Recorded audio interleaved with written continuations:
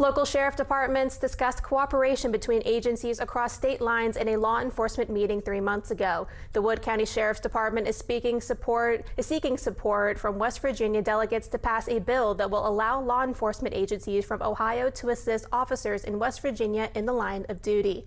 The bill allows for another agency to assist with emergency situations in larger operations like drug or human trafficking. Sheriff Rick Woodyard said having the bill passed would mean prioritizing the safety of officers and citizens. A local law enforcement meeting 3 months ago. Sheriff Warden with the leadership of agencies in the state of Ohio, myself with leadership of law enforcement agents from Wood County, and along with Sheriff Mankins from Pleasants County.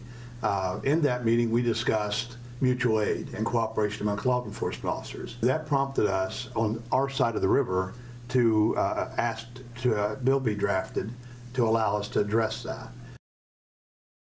Woodyard said he wants to offer legal protection for Ohio officers who can assist in an emergency. The bill will be introduced in the legislature's regular session.